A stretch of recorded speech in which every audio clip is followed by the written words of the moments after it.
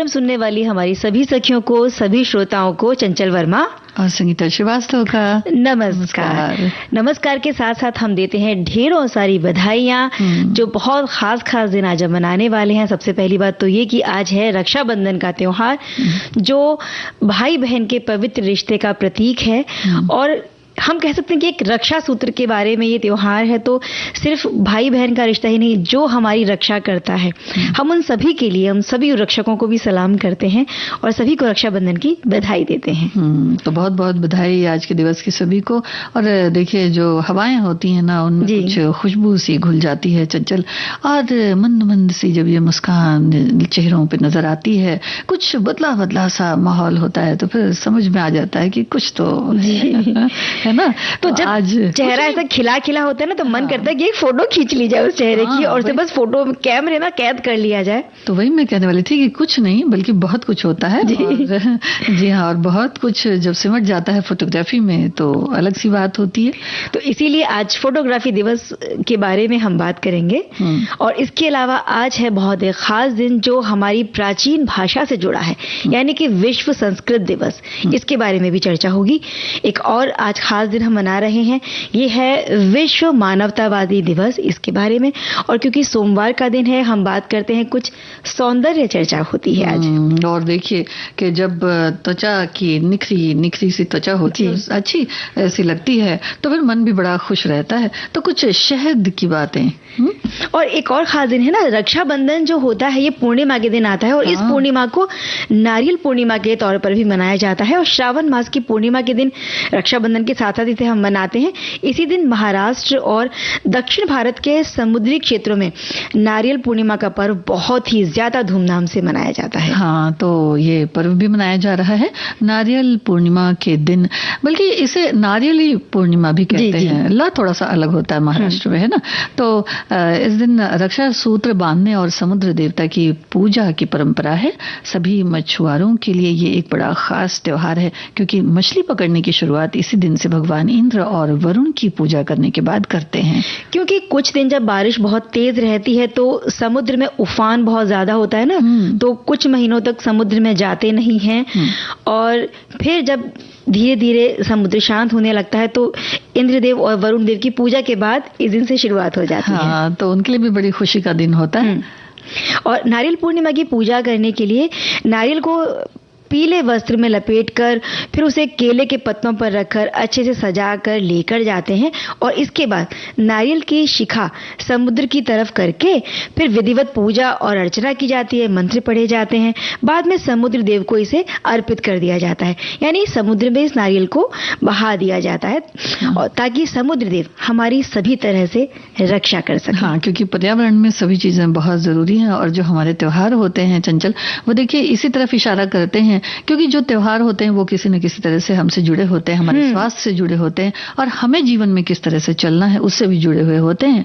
तो नारियल अर्पण करते समय प्रार्थना करते हैं कि हे वरुण देव, आपके रौद्र रूप से हमारी रक्षा हो और आपका आशीर्वाद प्राप्त हो। दक्षिण भारत में इस त्योहार को हर वर्ग अपने अपने तरीके से मनाता है। तो हम भी सागर देव को प्रणाम करते हैं और सभी को नारियल पूर्णिमा की बधाई देते हैं। सुनते हैं एक गाना।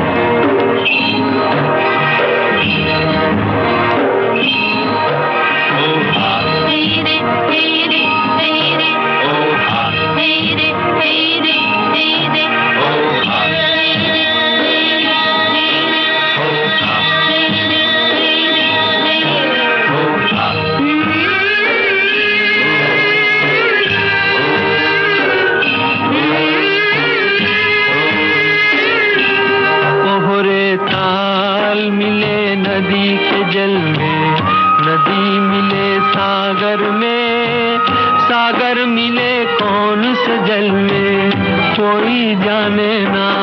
ओहरे ताल मिले नदी के जल में।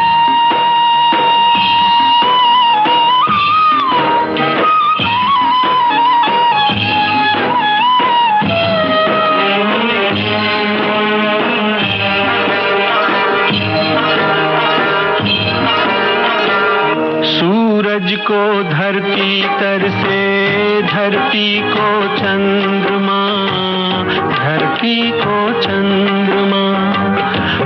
पानी में सीप जैसे प्यासी हर आत्मा, प्यासी हर आत्मा। ओ मितवारे पानी में सीप जैसे प्यासी हर आत्मा, बूंद छुपी किस बादल में कोई जाने ना। मोहरे ताल मिले नदी के जल में, नदी मिले सागर में, सागर मिले कौन से जल में कोई जाने ना। ओहरे ताल मिले नदी के जल में।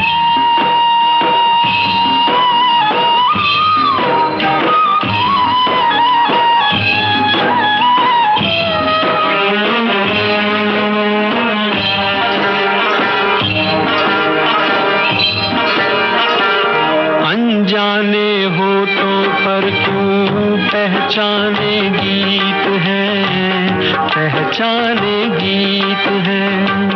कल तक जो बेगाने थे जन्मों के मीत है, जन्मों के मीत है। ओ मितवारे कल तक जो बेगाने थे जन्मों के मीत है। क्या होगा कौन से पल में कोई जाने ना।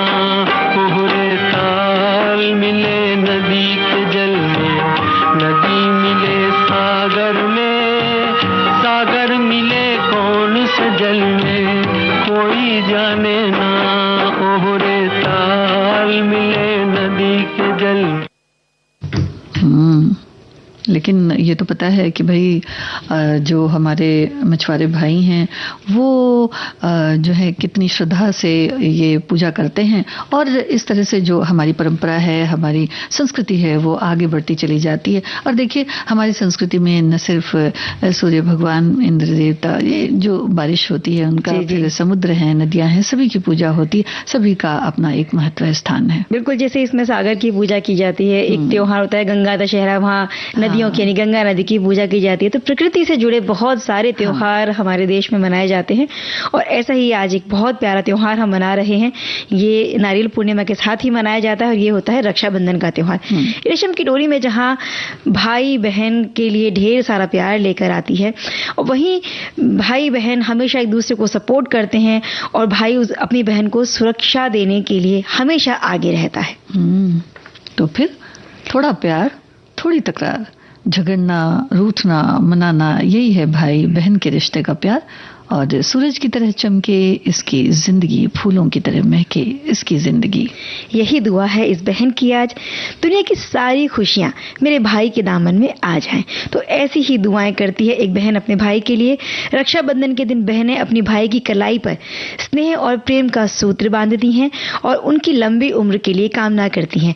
भाई भी अपनी बहनों को रक्षा का वचन देते हैं। रक्षाबंधन को भाई बहन के प्यार का प्रतीक माना जाता है, और है ये, और उनके रिश्तों में जो मिठास है, विश्वास है और प्रेम बढ़ाने वाला ये पर्व माना गया है। श्रावण मास के शुक्ल पक्ष की पूर्णिमा तिथि को रक्षाबंधन का त्योहार मनाया जाता है। कहते हैं कि जो रिश्ता है बड़ा अटूट होता है, और रक्षा सूत्र एक ऐसा धागा है जो भाई बहन के दिलों को प्यार से जोड़ता है, और साल दर साल ये जो रिश्ता है और भी ज्यादा मजबूत होते जाता है। और इस त्योहार से जुड़ी किंवदंतियां भी हैं। उनमें से एक महाकाव्य महाभारत से है कि पौराणिक कथाओं के अनुसार भगवान कृष्ण की उंगली सुदर्शन चक्र से गलती से कट गई थी, जिससे उसमें से खून बहने लगा। तो द्रौपदी ने खून रोकने के लिए अपनी साड़ी के एक टुकड़े से कपड़े से एक टुकड़ा फाड़कर और उनके चोट पर बांध दिया। जब उन्होंने ऐसा किया तो जो भगवान कृष्ण थे उनके हाव भाव से बड़े प्रभावित हुए, और उन्होंने हमेशा उनकी रक्षा करने का वादा किया। उन्होंने ये वादा तब पूरा किया जब द्रौपदी को हस्तिनापुर दरबार में अपमान का सामना करना पड़ा, उनका चीरहरण होने लगा था, तब भगवान कृष्ण ने द्रौपदी के मान सम्मान की रक्षा की। धार्मिक मान्यताओं के अनुसार तभी से रक्षा सूत्र या राखी बांधने की परंपरा शुरू हुई। और इस तरह की और भी कुछ कथाएं हैं जो पुराणों से हैं, कुछ किंवदंतियां हैं। ऐसे कहा गया है कि एक बार युधिष्ठिर ने श्री कृष्ण से पूछा कि मैं सभी संकटों से कैसे पार पा सकूंगा, इसके लिए कोई उपाय मुझे बताइए। तब कृष्ण ने युधिष्ठिर से कहा कि अपने सभी सैनिकों को रक्षा सूत्र बांधिए। इसके बाद युधिष्ठिर ने अपनी पूरी सेना के जितने भी सैनिक थे सबको रक्षा सूत्र बांधा और इसके बाद उनकी जो सेना थी उसे युद्ध में विजय प्राप्त हुई। और पौराणिक कथाओं के अनुसार एक बार देवताओं और राक्षसों के बीच भयंकर युद्ध छिड़ गया और उस युद्ध में इंद्रदेव राजा बलि से हार गए उस युद्ध में। और इस हार के बाद इंद्रदेव की पत्नी इंद्राणी ने भगवान विष्णु की विधि विधान पूर्वक पूजा की और उनसे प्रार्थना की, जिसके बाद इंद्राणी को भगवान विष्णु ने एक पवित्र धागा दिया और कहा कि ये पवित्र धागा अपने पति की कलाई पर बांध दे। इसके बाद इंद्राणी ने धागा अपने पति की कलाई में बांध दिया और दानव में हो रहे युद्ध में इंद्रदेव विजयी हुए। तो ऐसी बहुत सारी कथाएं हैं, तो अलग अलग कथाओं के अनुसार हमारी मान्यताएं भी होती हैं। फिलहाल बात करते हैं हमारे जो श्रोता हैं जो हमें कमेंट्स लिखकर भेज रहे हैं। एक श्रोता ने लिखकर भेजा है कि रक्षाबंधन में मूलतः दो भावनाएं काम कर रही हैं। प्रथम, जिस व्यक्ति के रक्षाबंधन किया जाता है, जिसके कल्याण की कामना, दूसरे रक्षाबंधन करने वाले के प्रति स्नेह की भावना। इस प्रकार रक्षाबंधन वास्तव में स्नेह, शांति और रक्षा का बंधन है। इसमें सबके सुख और कल्याण की भावना निहित है। और रक्षाबंधन, बात है। हाँ, और हमारे एक और श्रोता ने लिखा है कि रक्षाबंधन एक जो है वो शुभकामनाएं पहले दिया है और फिर आपके जीवन में सुख समृद्धि और खुशियां हो, आपका भाई बहन का रिश्ता मजबूत हो, आपके परिवार में प्यार और स्नेह बना रहे। और महत्व के बारे में लिखे है कि ये त्योहार भाई बहन के रिश्ते को मजबूत बनाता है, परिवार के बंधन को मजबूत बनाता है और हमें अपने रिश्तों की कद्र की याद दिलाता है। कुछ इस तरह से इन्होंने अलग अलग तरह से लिखा है कि एक महत्वपूर्ण त्योहार है जो भाई बहन के प्यार और स्नेह का प्रतीक है। ये त्योहार श्रावण मास की पूर्णिमा को मनाया जाता है, जब बहनें अपने भाइयों की कलाई पर राखी बांधती हैं और उनकी लंबी उम्र और सुख समृद्धि की कामना करती हैं।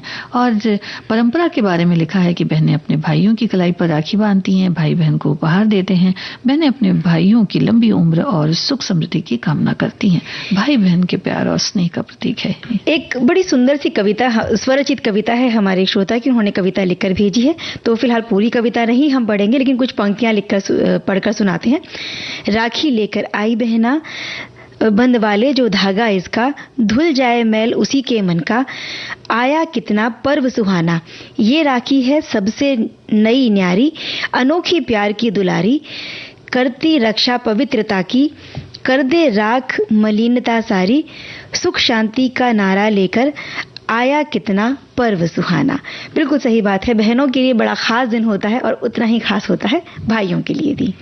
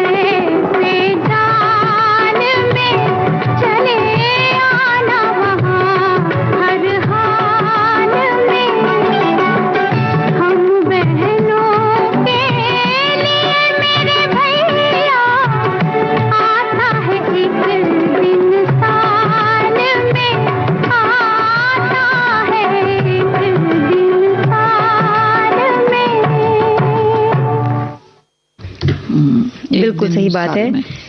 कुछ दिन ऐसे होते हैं जो साल में एक बार ही आते हैं, और जब ऐसा दिन कोई आए तो उसे भरपूर जी लेना चाहिए।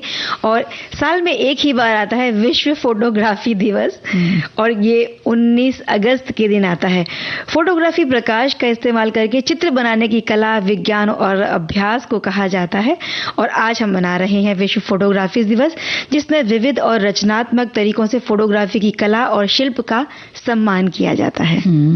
तो सबसे शुरुआत में फोटोग्राफिक प्रक्रियाओं में डायग्रियोटाइप के आविष्कार इसका किया गया, और जिसे 19 अगस्त 1839 यानी कि 1839 19 अगस्त 1839 को फ्रांसीसी सरकार द्वारा दुनिया को उपहार के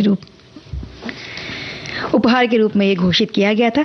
लुइस डागरे और जोसेफ नीप्स ने डायग्रियोटाइप को विकसित किया। वहीं फोटोग्राफी के इतिहास में एक महत्वपूर्ण मील का पत्थर भी साबित हुआ, जिसने हमारी और आपकी छवियों को कैप्चर करने और इसे सुरक्षित और संरक्षित रखने के तरीके में क्रांतिकारी बदलाव किया, और उसी की याद में मनाया जाता है फोटोग्राफी दिवस। इसमें क्या होता था संगीता जी कि एक चांदी नुमा कोई प्लेट लगाई जाती थी, जैसे आईने पर हमारा अक्स दिखता है, उस तरह से उसका अक्स दिखता था, और वो वहां पर उसे कैप्चर किया जाता था।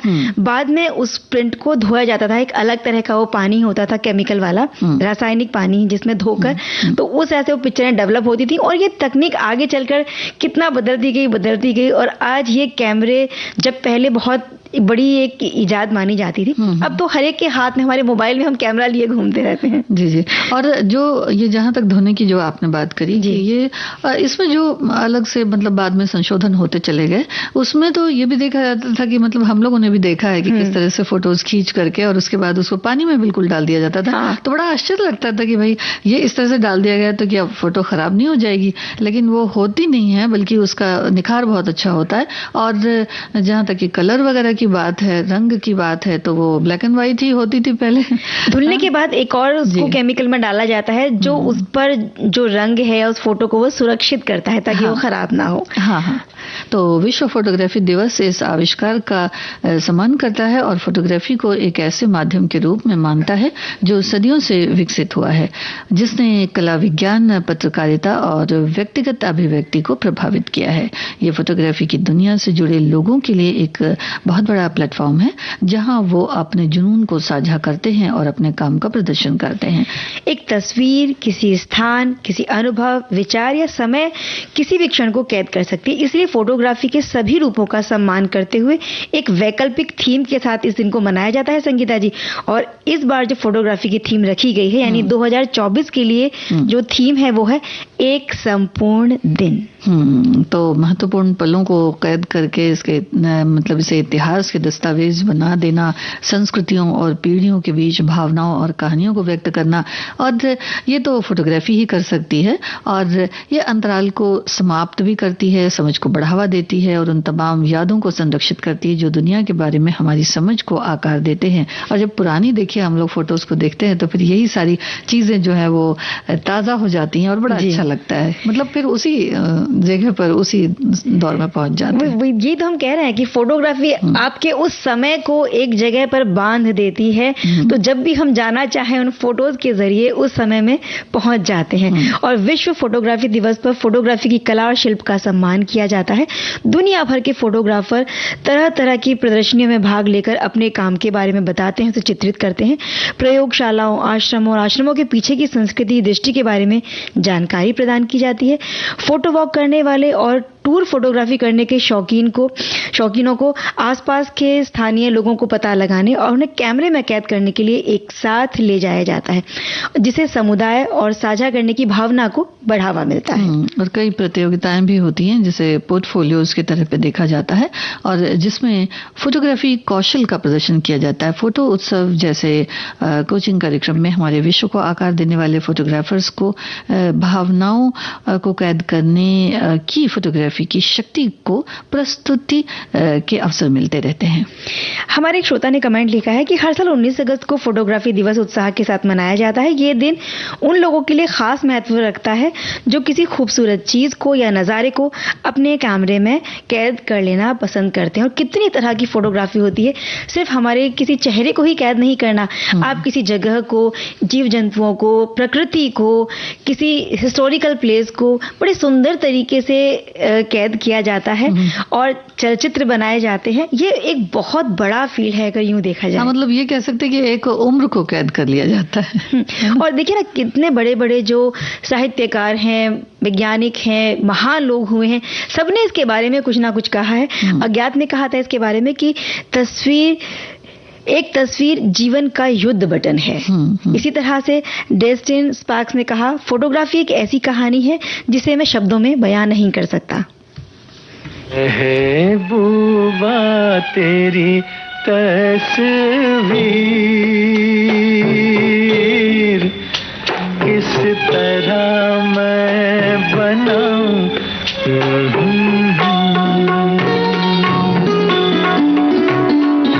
तेरी जुल्फों की दास्तां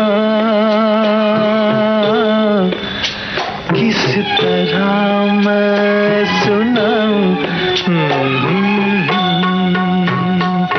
हाँ, महबूबा तेरी तस्वीर।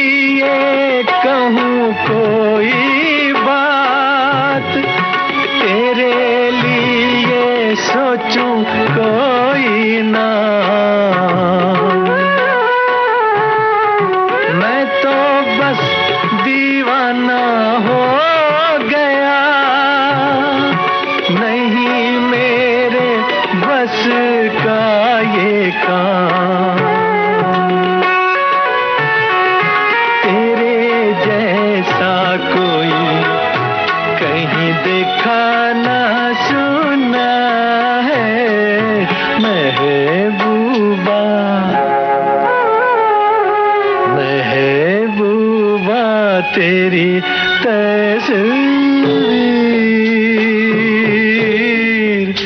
किस तरह मैं बनाऊं।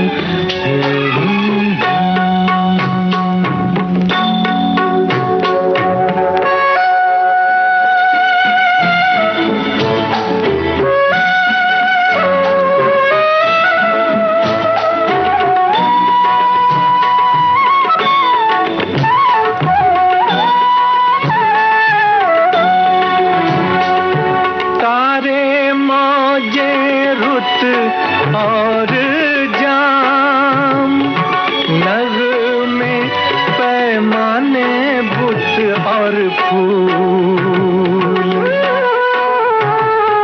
सब तेरी राहों की खाक, सब तेरे कदमों की धूल।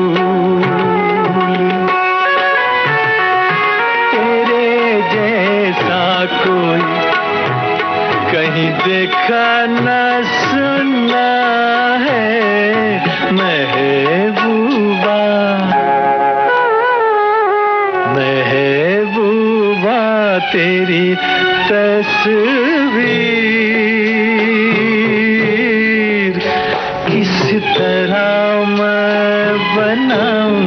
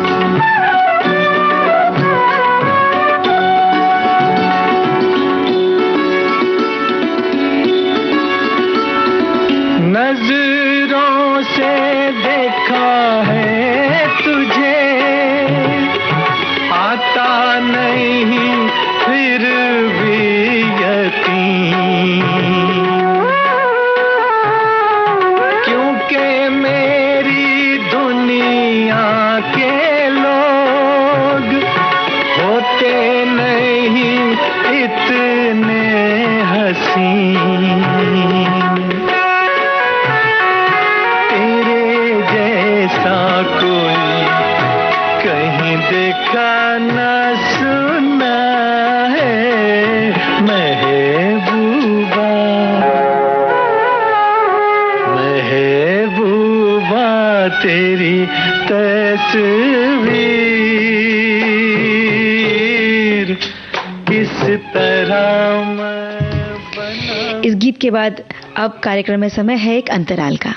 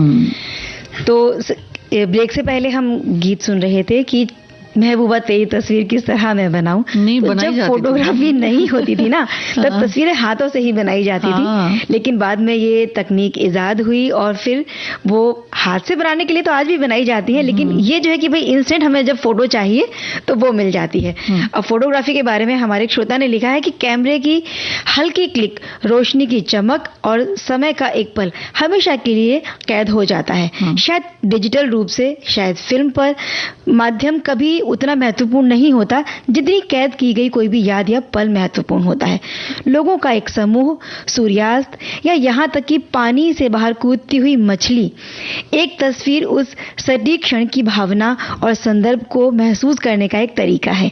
इस खूबसूरत विश्व फोटोग्राफी दिवस पर हम सब मिलकर जश्न मनाएं। क्या बात है, बहुत सावधान भी रहें, क्योंकि बहुत सारी जगह ऐसी हैं जहाँ बहुत ही खूबसूरत जो है वादियां हैं और उसमें जब हम जाते हैं तो फिर अपने हाथ को नहीं रोक पाते और फिर ये होता है कि भाई खतरनाक जगहों पर भी कई बार सेल्फी हो गई या फोटो हो गई वो ली जाती है, तो उस पे जरा सा सावधान। बिल्कुल, फोटोग्राफी का ही एक जो बदला स्वरूप है जिसे हम सेल्फी कहते हैं कि अपनी फोटो खुद ही लेना। सेल्फी लेते समय हमारा ध्यान सिर्फ कैमरे के स्क्रीन पर ही रहता है और अगल बगल हम नहीं झांकते हैं, जहां से दुर्घटना होने की संभावना बहुत बढ़ जाती है। तो उस वक्त थोड़ी सी सावधानी बरतना बहुत जरूरी है।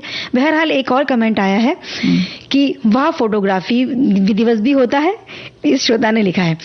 अरे ये तो जब मन भाया तभी कर लिया। पहले कैमरे से सित शाम हुआ करता था, यानी श्वेत श्याम हुआ करता था। अब मोबाइल रंगीन हो रहा है, पहले स्टूडियो में और घर में ही। फिर यही नहीं, अभी तो बहुत सारी वैरायटी भी हैं। सेल्फी ले लें, किसी की जरूरत ही नहीं है फोटो लेने के लिए। लेकिन ये बात अब वैश्विक स्तर पर हो रही है तो जरूर ही कुछ नया होगा कि देखते हैं अब इसमें क्या है वैश्विक दिवस पर। ये बात हमारे श्रोता ने लिखी है। हाँ, क्योंकि उसमें देखिए जैसे जैसे नई नई चीजें इजाद होती चली जा रही हैं वैसे वैसे एक तरह से कह सकते हैं ना कि ये वैश्विक स्तर पर भी है, तो इस पर जो कंपटीशन है वो भी कुछ ज्यादा है। और आज एक और खास दिन हम मना रहे हैं संगीता जी, जो है विश्व मानवतावादी दिवस। और ये आज ही के दिन मनाया जाता है और उन लोगों की याद में इसे हम मनाते हैं जिन्होंने विश्व स्तर पर मानवतावादी संकट में अपनी जान गंवाई या फिर मानवीय उद्देश्यों के कारण दूसरों की सहायता के लिए अपने प्राणों को बलिदान कर दिया। तो ये जो बात है वो बहुत कम लोगों में नजर आती है। तो इस भावना को मुझे लगता है कि समझना बहुत जरूरी है, क्योंकि व्यक्तिगत तौर पर ही जब हम लोग आगे बढ़ते हैं तभी कह सकते हैं कि कोई चीज जो होती है वो आगे बढ़ती है और वो जो उसकी मूलभूत चीज है वो हम पा सकते हैं। तो ये श्रद्धांजलि है उन मानवीय कार्यकर्ताओं को, सभी सहायता और स्वास्थ्य कर्मियों को, सबसे ज्यादा जरूरतमंद लोगों को जीवन रक्षक सहायता और सुरक्षा प्रदान करना जारी रखते हैं जो लोग। और साल 2008 में संयुक्त राष्ट्र महासभा ने 19 अगस्त का दिन चुना मानवतावादी दिवस मनाने के लिए। इस प्रस्ताव को पारित कर दिया गया था और ये प्रस्ताव स्वीडन ने रखा था। तो ऐसा अनुमान है कि अब तक लगभग 4000 से ज्यादा राहत कर्मियों को निशाना बनाया जा चुका है, जो कह सकते हैं कि कुछ एक हमले भी होते हैं जिसमें घायल होते हैं तो कितनों को अपनी जान गंवानी पड़ती हैं, और कई बार ऐसा भी होता है वाकया कि गिरफ्तारियां भी होती हैं और भी लोग भी हट जाते हैं किसी दूसरे तरीके से। तो ये बहुत सोचनीय है और इस पर ध्यान देने की जरूरत है। बिल्कुल, विश्व भर में जो अशांति फैली हुई है और संघर्ष में लाखों लोग अपनी सरजमी से अलग हो जाते हैं, जिन्हें किसी अन्य जगह पर स्थापित भी किया जाता है, तो ऐसे लोगों की संख्या भी करीब 6.5 करोड़ तक होने का अनुमान बताया जाता है। और बहुत सारी जगह हमने देखा है कि छोटे छोटे बच्चों को भी सशस्त्र समूहों में भर्ती कर लिया जाता है, उन्हें लड़ाइयों में झोंक दिया जाता है, महिलाओं के साथ भी उत्पीड़न के व्यवहार किए जाते हैं, उन्हें अपमानित किया जाता है।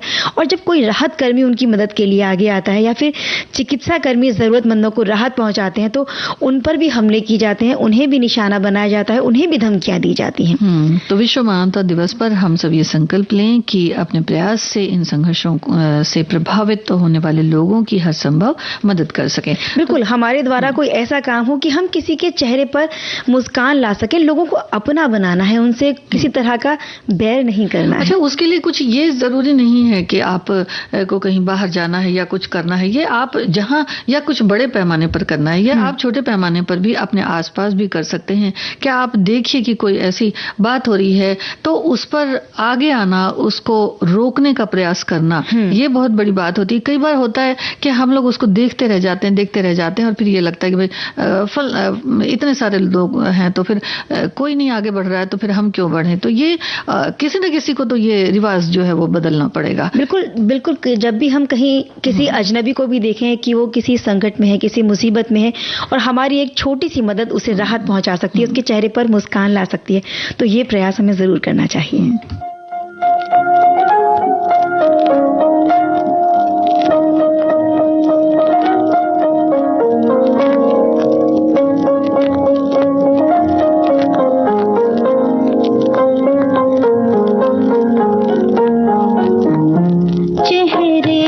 खुशी छा जाती है, आंखों में सुरूर आ जाता है, चेहरे पे खुशी छा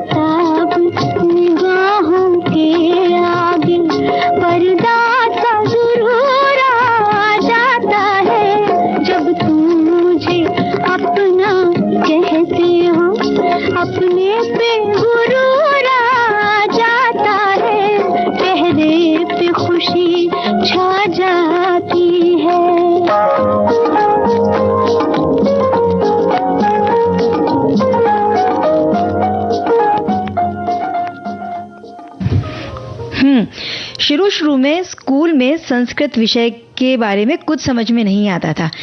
किसी तरह से ठीक से ठोक बजाकर हम पास हो जाते थे। धीरे धीरे जब समझ में आने लगा तो इसमें बहुत नंबर आने लगे और जनरल मार्क्स आने पर भी बहुत बढ़िया नंबर आने लगे थे। बिल्कुल यही खास बात है इस भाषा की जिसके बारे में हम बात कर रहे हैं, जो है संस्कृत। क्योंकि आज बड़ा खास दिन है, विश्व संस्कृत दिवस है और इसी भाषा के बारे में हम बात कर रहे हैं। बड़ी मीठी सी भाषा है संस्कृत। दुनिया की सबसे पुरानी ज्ञात भाषाओं में से एक मानी जाती है। संस्कृत को सम्मान देने के लिए हर साल श्रावण मास की पूर्णिमा के दिन विश्व संस्कृत दिवस मनाया जाता है। इस वर्ष 2024 में 19 अगस्त को ये दिन मनाया जा रहा है। बिल्कुल, यानी आज के दिन इसे हम मना रहे हैं। एक बड़ी अच्छी बात लिखी है हमारे एक श्रोता ने कि ती ता अति संस्कृत का ये शब्द बहुत बार आता है। इसे जब हम स्कूल के दिनों में थे तो इसे रटा करते थे और हिंदी ये विश्व संस्कृत दिवस की हार्दिक शुभकामनाएं इन्होंने हमें दी है। सही बात है, जब छोटे बच्चे होते हैं हम और जब हमें कोई चीज कठिन लगती है तो हम रट्टा मारकर ही उसे याद करते हैं। और बहुत सारे जो लोग हैं उन्होंने शायद इसी तरह से संस्कृत को याद किया होगा। मुझे भी याद आ रही ना, पठति पठता पठन्ति, पठता पठत रामे रामो रामा और जो बहुत सारे श्लोक हुआ करते थे संस्कृत के, जी उसके रूप हुआ करते थे तो बड़ा मजा आता था और पढ़ने में भी बड़ा अच्छा लगता है। तो बस यही है कि अगर आप रुचि उसमें थोड़ी सी अगर हो जाए तो फिर पढ़ने में बड़ा मजा आता है। हमारे एक श्रोता ने लिखा है कि संस्कृत आदिकालीन भाषा है जिसे देववाणी कहते हैं। इस भाषा के वेद पुराण आदि अप्राप्य साहित्य को जो है प्राप्त कर मैक्स मुलर आदि पाश्चात्य विद्वानों ने अपनी भाषा में अनुवाद किया है और इस तरह ये प्राच्य ज्ञान आज वैश्विक हो चुका है। और आज जो है हम अपने देश में इस ज्ञान से जो है वो विरक्त हो पाश्चात्य से आए ज्ञान का ही अनुकरण करते हैं। तो प्राय जो भाषा है संस्कृत उस पर ध्यान देना चाहिए और अपनी पुरातन भाषा के देववाणी स्वरूप को कायम रखते हुए इसे अपने बोलचाल की भाषा में भी बनानी चाहिए।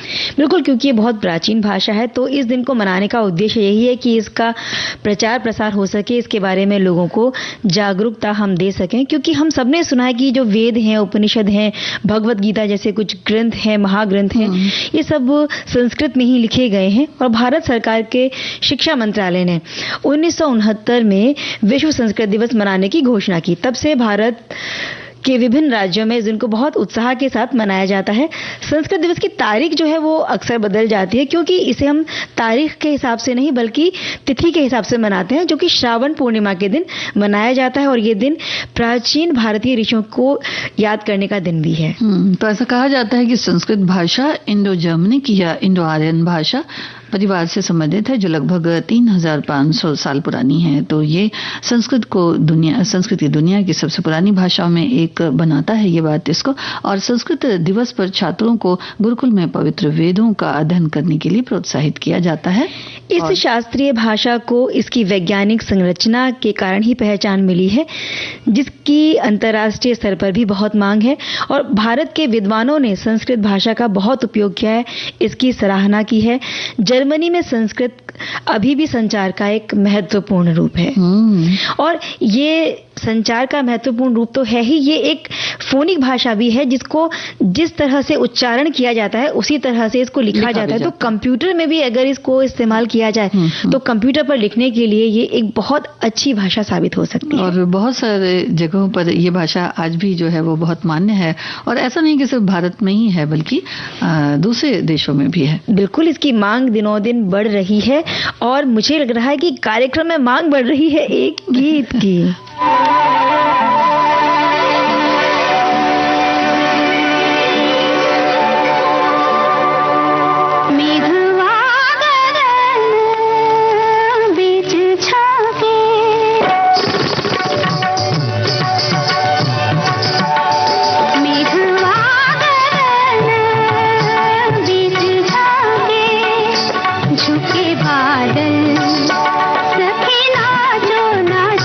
झुके बादल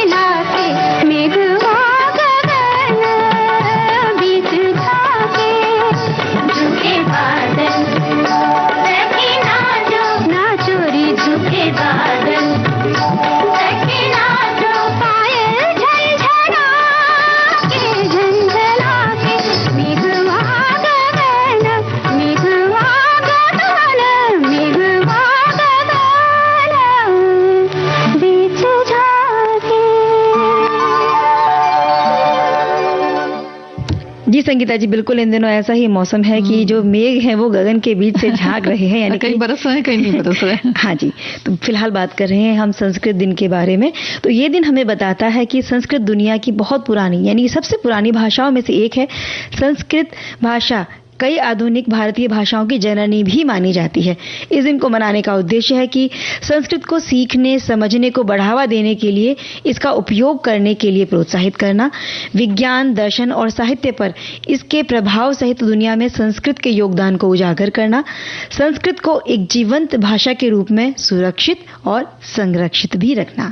और विज्ञान और दर्शन की भाषा भी है ये। भारतीय विज्ञान और दर्शन के कई महान कार्य संस्कृत में लिखे गए हैं और सबसे पुरानी जो इंडो यूरोपियन भाषाओं में से एक है, ये हमने बताया भी है और दस्तावेज भी इसके पर्याप्त मौजूद हैं। तो ऋग्वेद जो सबसे पुराना ग्रंथ माना जाता है, उसे भी संस्कृत भाषा में ही लिखा गया था और फिल्मों में भी संस्कृत भाषा का प्रयोग किया गया है। जो सबसे पहली संस्कृत फिल्म रिलीज हुई थी, ये थी शंकराचार्य, जो 1983 में रिलीज हुई और इसके बाद कुछ और फिल्में भी आई हैं संस्कृत में। आदि शंकराचार्य माना जाता है कि संस्कृत प्राचीन काल में भारत की सामान्य भाषा थी और इसका जो धार्मिक अनुष्ठान है, भजन है, मंत्रों में किया जाता है और स्कूल, कॉलेज और यूनिवर्सिटी में संस्कृत भाषा भी सिखाई जाती है।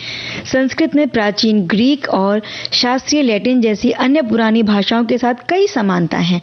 ऐसा इसलिए है क्योंकि ये तीनों ही इंडो यूरोपियन भाषाओं के परिवार से संबंध रखती हैं। संस्कृत अब कह सकते हैं कि रोजमर्रा की भाषा के रूप में उपयोग नहीं की जाती, लेकिन कर्नाटक के दो गांव ऐसे हैं, एक है मत्तूर और एक हसोहल्ली, जहां आज भी संवाद की भाषा इसे कहा जाता है। तो सबसे पुरानी भाषाओं में से एक जो ये भाषा है वो आधुनिक भारतीय भाषाओं की जननी भी मानी जाती है। समृद्ध और अभिव्यंजक भाषा है और गौरवशाली इतिहास है और प्राथमिक उद्देश्य संस्कृत के बारे में जागरूकता बढ़ाना और उसका प्रचार करना, यही आज के दिन को मनाने के पीछे जो बात है वो है। अधिकांश आधुनिक भारतीय भाषाएं संस्कृत से ही ली गई हैं या फिर उससे प्रभावित हैं। धार्मिक साहित्य में इसका व्यापक उपयोग होने के कारण संस्कृत भारत के लिए बहुत ही, जो संस्कृति हमारी, उसके लिए महत्वपूर्ण मानी जाती है। तो इसकी जो छोटी छोटी सी कविताएं होती है ना, उसको आत्मसात करने की कोशिश करें। और अब तो देखिए बहुत सारा जो है वो आपको मिल जाएगा, जो मल्टीमीडिया है उसमें भी, तो थोड़ा थोड़ा सा बढ़ सकते हैं आगे और देखेंगे हम भी आगे बढ़े। हाँ, कितनी मजेदार भाषा है। फिर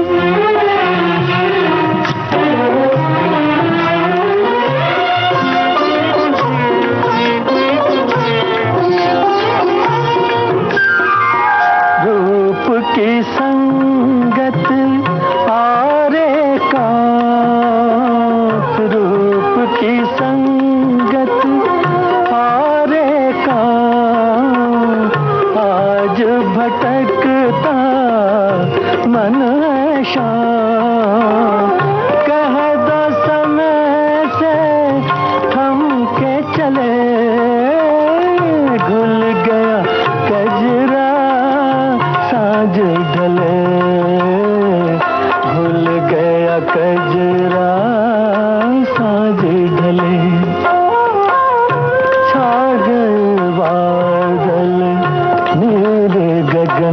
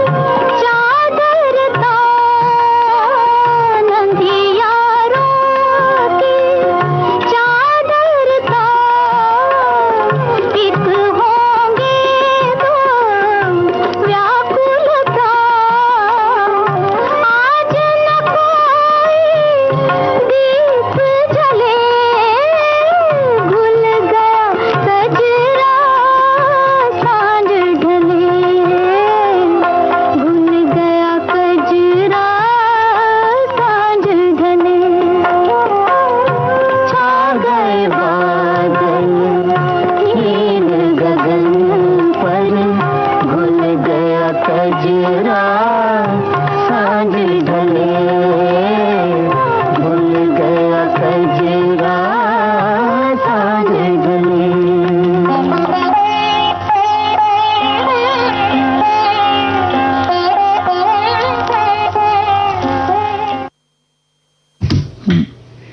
अब बात करते हैं हम शहद के बारे में, जो हमारे त्वचा की रंगत को बढ़ाता है। इसे हम एक प्राकृतिक मिठास के रूप में तो जानते ही हैं, लेकिन स्वास्थ्य गुण भी हैं और सौंदर्य के बारे में भी अगर हम कहें तो सौंदर्य संबंधी तत्व इसमें बहुत सारे मौजूद हैं। एंटीबैक्टीरियल, एंटी इन्फ्लेमेटरी गुण इसमें होते हैं और इसीलिए युगों से इसका उपयोग होता आ रहा है। और इसमें एंटीऑक्सीडेंट, जीवाणुरोधी एजेंट और विटामिन भरपूर मात्रा में होते हैं।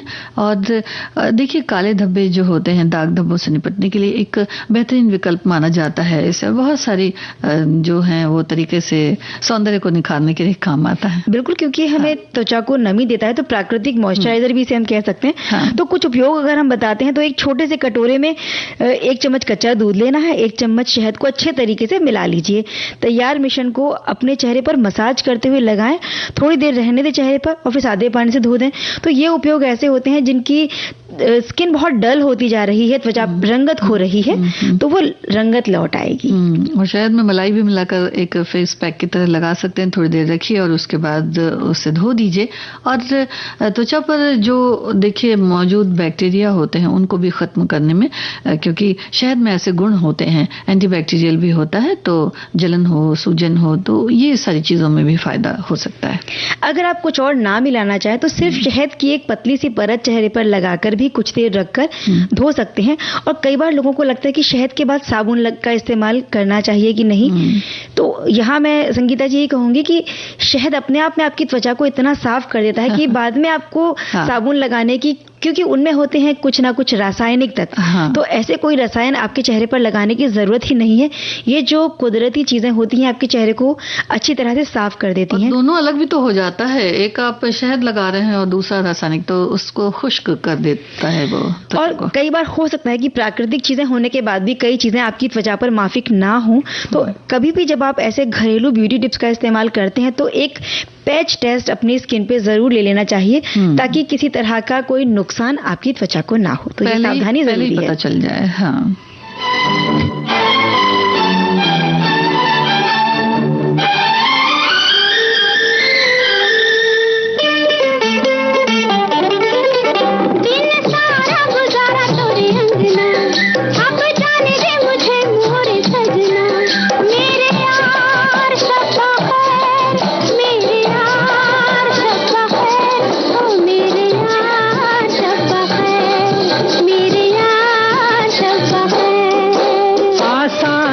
जाना महफिल से, वो कैसे जाओगे निकल कर दिल से।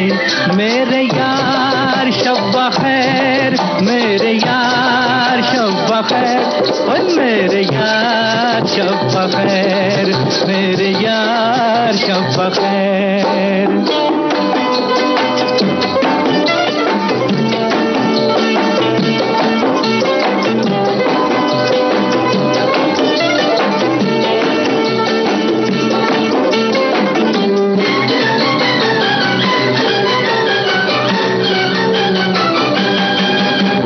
दिल बर दिल तो कहे तेरी राहों को रोक लूं मैं। ओ दिल बर दिल तो कहे तेरी राहों को रोक लूं मैं। आई बिरहा की रात अब बतला दे क्या करूं मैं। आई बिरहा की रात अब बतला दे क्या करूं मैं। याद आएंगी ये बातें तुम्हारी, तड़पेगी मोहब्बत हमारी। मेरे यार शब्बा खैर, मेरे यार शब्बा खैर, और मेरे यार शब्बा खैर, मेरे यार शब्बा खैर।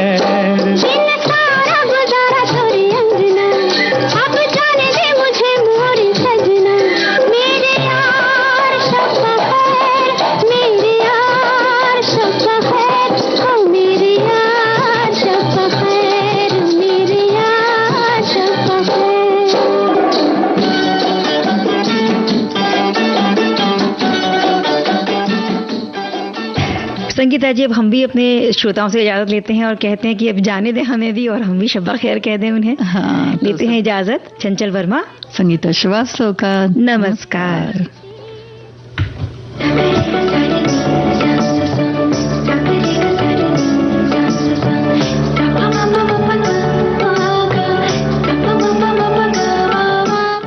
कार्यक्रम की प्रस्तुतकर्ता अनुश्री पाठक।